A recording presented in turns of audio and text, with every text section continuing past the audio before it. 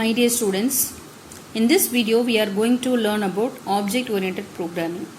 Before going to start object-oriented programming, we need to understand what is called procedure-oriented programming. In procedure-oriented approach, the problem is viewed as a sequence of things and a number of functions. We are dividing a big program into small functions. In this type, we are following a top-down approach.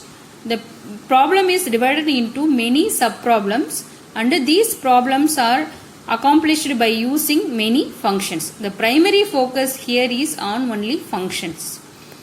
Okay, next we comes to understand what is object-oriented programming. Object-oriented programming allows decomposition of a problem into a number of entities called objects and then builds data and functions around these objects. We are dividing a problem into a number of objects. In this approach, we are giving more importance to the data rather than the procedure. In procedure-oriented programming, we are giving more importance to the procedures, but in object-oriented programming, we are giving importance to the objects. Each object has separate data and functions. The functions are tied together with the objects and data. In other words, object-oriented programming as an approach that provides a way of modularizing programs by creating partitioned memory area for both data and functions. By creating a separate partition memory area for both data and functions that can be used as template for creating copies of such modules on demand. This is another one definition for object-oriented programming. In this, what we need to understand is in object-oriented programming, the problem is divided into a number of entities called as objects and each object has its own data and functions. OOP does not allow the data flow freely around the system. It ties data more closely to the functions that operate on it and protects it from accidental modification from outside functions. In this diagram, we can see three objects, object A, object B and object C. Each of the three objects has its own data and functions.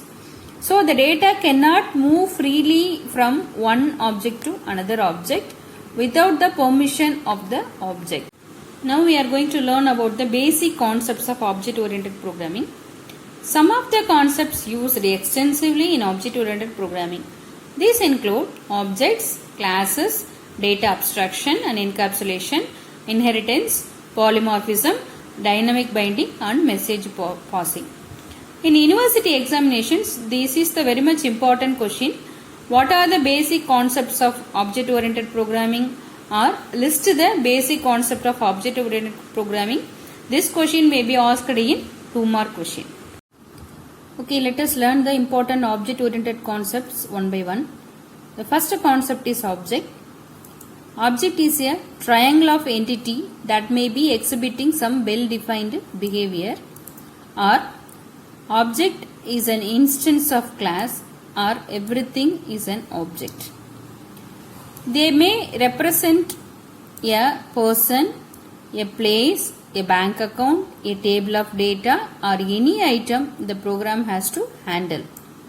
They may be represent user-defined data such as vectors, time and list. Then if we take an example, a student as an object, then we can have the data name, date of birth and marks or the data of the object student. Then we can have the functions total, average and display are the functions. We can create a function for totaling the marks. We can create a function for finding the average marks and we can create a functions for displaying the student's data. Okay, once again I am repeating, object is a triangle of entity that may be exhibiting some well-defined behavior. Everything is an object.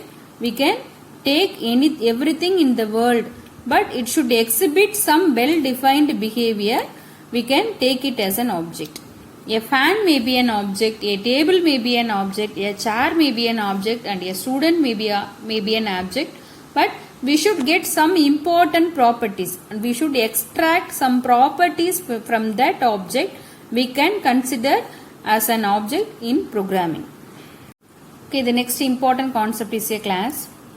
Class is a set of attributes shared by similar objects. In simple way, collection of objects of similar type is called a class. Objects are variable of the type class. Once a class has been defined, we can create any number of objects belonging to the class. If fruit has been defined as a class, then the statement fruit apple will create an object apple belonging to the class fruit.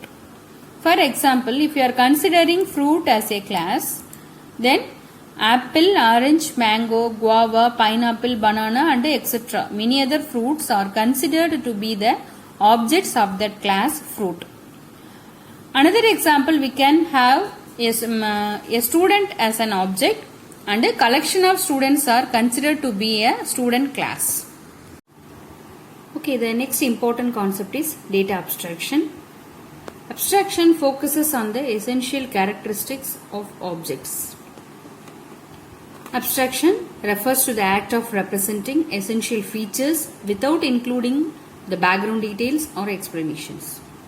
For example, in our home, we are using television for entertainment. We see only the programs broadcasted by the channels. But we don't know about the background details such as how the signals are transmitted through the air. In the same way, abstraction only refers to the essential features. It focuses only the essential features without including the implementation details of the background details or explanations. The attributes sometimes called data members because they hold information. The attributes such as a student's name, roll number, date of birth, etc. are sometimes called data members because they hold the information. The functions that operate on these data are sometimes called methods or member functions. The functions that operate on these data are sometimes called methods or member functions. Data abstraction focuses on the essential characteristics of objects. Okay, another one important concept is data encapsulation. The wrapping up of data and function into a single unit called class is known as encapsulation. For example, in this diagram, we can see a capsule with the medicine. In the same way, the variables and the functions or methods are wrapped into a single unit called class. What is the advantage of encapsulation? The data is not accessible to the outside world and only those functions which are wrapped in the class can access it. This instruction of the data from direct access by the program is called data hiding or information hiding. This is the great advantage of encapsulation. No one can access the data from outside world except the member function or friend function in C++ can access the data from a class. This is the main advantage of data encapsulation. The wrapping up of data and a function into a single unit is known as encapsulation. The next most important concept in object-oriented programming is inheritance. C++ supports the concept of reusability. The mechanism of deriving a new class from an old one is called inheritance or derivation. Inheritance is the process by which object of one class acquire the properties of objects of another class. Create a new class derived from the old class. The old class is referred to as the base class or superclass, and a new one is called derived class or subclass. Here we have two examples. One is the real world example. In this real world example, parents have child and the child acquires the features of both mother and father. On the right side, we are having a hierarchical definition. In this concept, it supports the concept of hierarchical classification. For example, the bird robin is a part of the class flying bird, which is again the part of the class bird. The principle behind this sort of division is that each derived class shares common characteristics with the class from which it is derived. The bird is the base class. Then flying bird and non-flying bird, both the class shares the common properties of bird class. Then robin and swallow shares the common properties of both flying bird and bird. The common characteristics are shared by these classes. This means C++ supports the concept of reusability. The mechanism of deriving a new class from an old one is called inheritance or derivation. Polymorphism is another important object-oriented programming concept. Polymorphism, a Greek term, means the ability to take more than one form. An operation may exhibit different behaviors in different instances. The behavior depends upon the types of data used in the operation. The process of making an operator to exhibit different behaviors in different instances is known as operator overloading. For example, consider the operation of addition. For two numbers, the operation will generate a sum. In this example, the x value, we are having two operands 5 and 7. With the addition operator, the answer will be 12, which is also a number. Then if the operands are strings, then the operation would produce a third string by concatenation. In another example, x value is WEL, well plus come. We are having two strings and the final output is x equal to the concatenation of well plus come, welcome. This is known as operator overloading. We are overloading the plus operator. Using a single function name to perform different types of tasks is known as function overloading.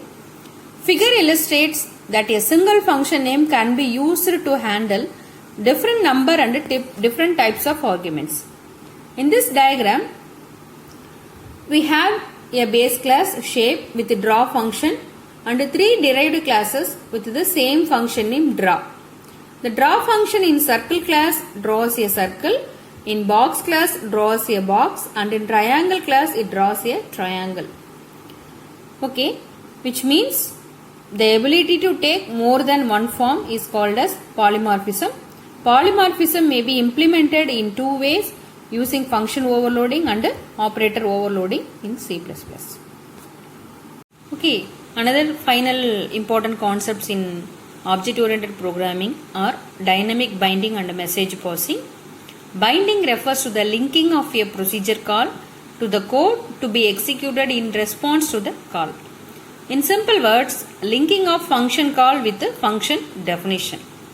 Dynamic binding, also known as late binding, means that the code associated with a given procedure call is not known until the time of the call at runtime.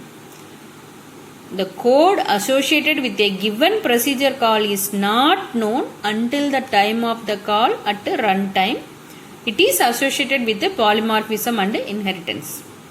A function call associated with a polymorphic reference depends on the dynamic type of that reference. Then the next concept is message passing. A message for an object is a request for execution of a procedure.